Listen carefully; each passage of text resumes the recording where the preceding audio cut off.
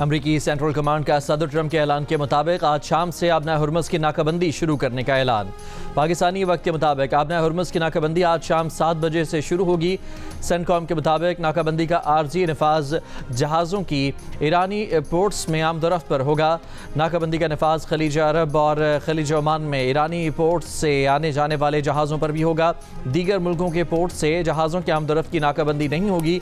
Commercial marines को मज़ीद मालूमात नाकाबंदी शुरू होने से पहले दे दी जाएंगी।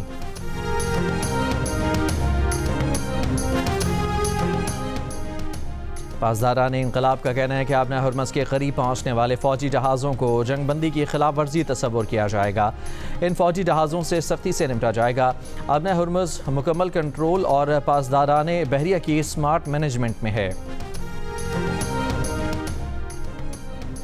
अमरीकी सदर डोनाल्ड ट्रंप ने कहा है कि इस्लामाबाद मुज़ाकरात में जौहरी मामले के सिवा कई नुकात पर इत्तफाक हुआ। मुलाकात अच्छी रही। ईरान ने बार्गेनिंग टेबल नहीं छोड़ी। अमरीकी सदर ने साथ ही आबना हुर्मुज़ की नाकाबंदी का ऐलान भी कर दिया। कहा कि अमरीकी बहरिया आबना हुर्मुज़ से आने जाने वाले तमाम बहरी जहाज़ों को फ़ौरन रोकना शुरू कर देगी।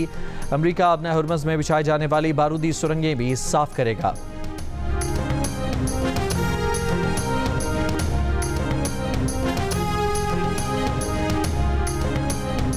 ईरान की मुज़ाकराती टीम के सरबराह बाकर कालिबाफ ने कहा है कि सदर ट्रंप की धमकियां ईरानी अवाम पर असरअंदाज नहीं होती। अगर आप जंग करेंगे हम भी जंग करेंगे। अगर आप मंतक के साथ आगे आएंगे तो हम भी मंतक के साथ बात करेंगे। ईरानी वफ़द ने कहा कि हमने ईरान की नेक नियति ज़ाहिर करने के लिए बहुत अच्छे इक़दाम किए। इन इक़दाम के नतीजे में मुज़ाकरात में पेशरफ्त हुई।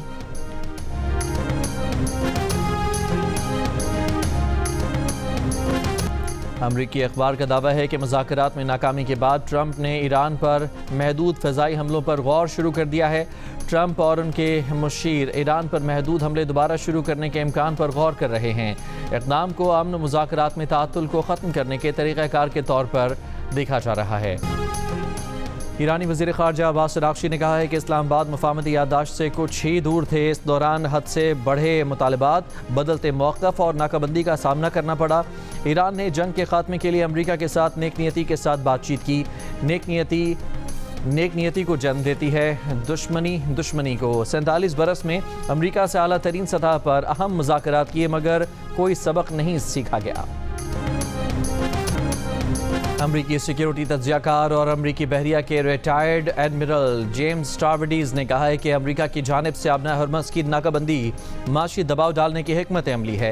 ये ईरान पर इसकी तेल तनसीबात तबाह किए बगैर इक़्तिसादी दबाव डालेगी। मगर ये बड़ा और पेचीदा इक़दाम है, आसान काम नहीं। इसके लिए बहुत ज़्यादा बहरी ताकत की ज़रूरत है और ईरान के पास जवाबी हमलों के ऑप्शन मौजूद है।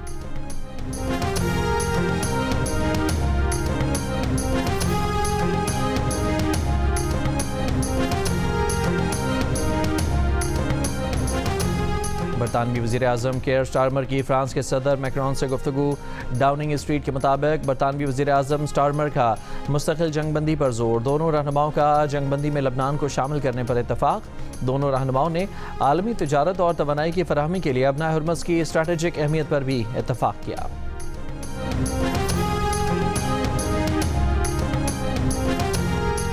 इसराइल के इंतहाई दाएं बाजू के वज़ीर कौमी सलामती इतमार बिन गवीर का दर्जनों गैर कानूनी आबादकारों के हमरा एक बार फिर मस्जिद अक्सा पर दावा। बिन गवीर इसराइली फोर्सेस की हिफाजत में अल-अक्सा कंपाउंड में दाखिल हुआ। इसराइली आबादकार मगरबी किनारे और मशरकी बैतुल मक़दस में फ़लस्तीनियों की निजी ज़मीनों पर गैर कानूनी तौर पर रह रहे हैं। एक हफ्ते के दौरान ये दूसरा वाक़या है। तुर्क सदर तैयब एर्दोगान ने नेतन्याहू को मौजूदा दौर का हिटलर करार देते हुए इसराइल पर हमले की धमकी दे दी।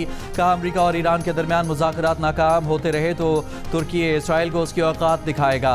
वाज़ेह किया कि तुर्की जिस तरह लीबिया और कराबाख में दाखिल हुआ उसी तरह इसराइल में भी दाखिल हो सकता है। इसके लिए ताकत और इत्तेहाद की ज़रूरत होगी। इसराइली वज़ीर-ए-आज़म नेतन्याहू खून और नफरत में अंधे हो चुके हैं। जंगबंदी के दिन भी इसराइल ने सैकड़ों बेगुनाह लबनानी कत्ल कर दिए। तकरीब से खिताब में तुर्क सदर ने कहा कि पाकिस्तान अमरीका और ईरान की जंगबंदी में अगर सालसी ना करता तो तुर्की इसराइल को उसकी औकात दिखा देता।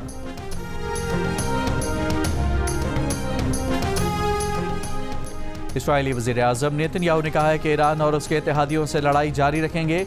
ईरान में अब भी अफजूदा मवाद मौजूद है, इसे हर सूरत निकालना होगा। मशरिक़ वस्ता के नक्शे के सामने खिताब में इसराइली वज़ीर-ए-आज़म ने कहा कि 5 ममालिक इसराइल को घेरना चाहते हैं, मगर हमने उन्हें ही कमज़ोर कर दिया। नेतन्याहू का तुर्क सदर पर ईरान को सहूलत फराहम करने का भी इल्ज़ाम।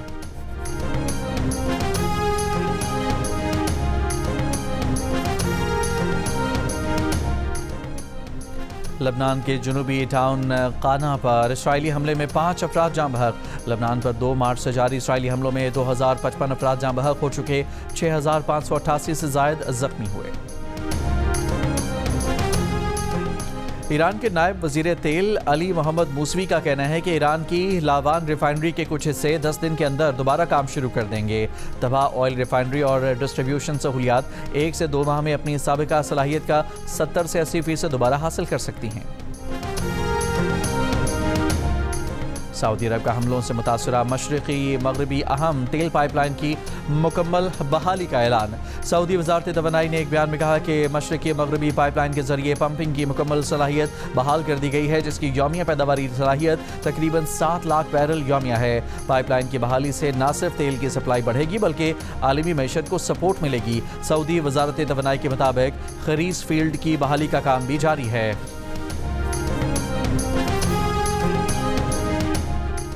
सऊदी अरब ने ड्रोन हमलों पर इराक के सफ़ीर को तलब कर लिया। इराक़ी सफ़ीर को उनके मुल्क से सऊदी अरब और खलीजी ममालिक पर होने वाले हालिया हमलों पर तलब किया गया।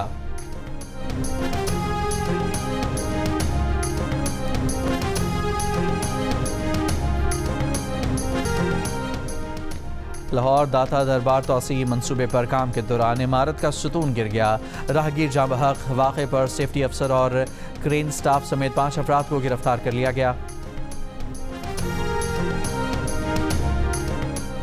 लंदन में फ़लस्तीन के हक़ में मुजाहरे के दौरान पुलिस ने 500 से ज़्यादा अफराद को गिरफ्तार कर लिया। रिपोर्ट्स के मुताबिक मेट्रोपॉलिटन पुलिस ने इंसदाद दहशतगर्दी कवानीन के तहत कार्रवाई की। गिरफ्तार अफराद में कई ज़ईफ़ुल उम्र अफराद समेत 80 साला एलिज़ाबेथ मॉडले भी शामिल है, जिन्हें एक पुरअमन प्ले कार्ड उठाने पर हिरासत में लिया गया।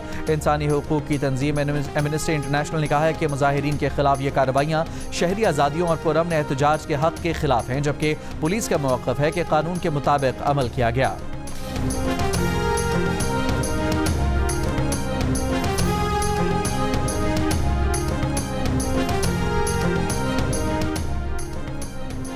ईरान जंग इसराइल को 11 अरब 50 करोड़ डॉलर से ज़ायद की पड़ गई। इसराइली वज़ारत ख़ज़ाना के मुताबिक जंग पर सरकारी बजट से तकरीबन 11.5 अरब अमरीकी डॉलर्स के अखराजात बर्दाश्त करना पड़े हैं। ईरान के साथ जंग पर अब तक 11 अरब 52 करोड़ डॉलर के सरकारी अखराजात आए हैं। इनमें 7 अरब 25 करोड़ डॉलर से ज़ायद दिफाई अखराजात हैं। ये इब्तदाई तखमीना है और इससे पहले ही 2026 के बजट में शामिल कर लिया गया है। यूरोपीय मुल्क हंगरी में अपोजिशन की गैर मामूली जीत। अमरीकी सदर डोनाल्ड ट्रंप की हिमायत याफ्ता हंगरी हुकूमत को शिकस्त। अपोजिशन जमात ने हैरान कुन कामयाबी हासिल करते हुए वज़ीर आज़म विक्टर ओरबान की जमात को वाज़ेह शिकस्त दे दी। वज़ीर आज़म ने पार्लिमानी इंतखाबात में हरीफ पीटर मेजियार के हाथों शिकस्त तस्लीम कर ली।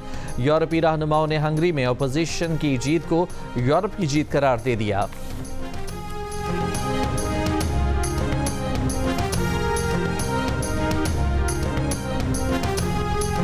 सऊदी अरब में 18 अप्रैल से हज परवाज़ों की आमद शुरू होगी। मामूल के मुताबिक खाना काबा की देखभाल के काम का आगाज़ जदीद मशीनरी और हरमैन और कस्बा फैक्ट्री के अरकान और तकनीकी माहिरीन ने हिस्सा लिया। खाना काबा की देखभाल के अमूर में खादम हरमैन शरीफैन शाह सलमान और वली अहद शहजादा मोहम्मद बिन सलमान की सरपरस्ती और तवज्जो हासिल है।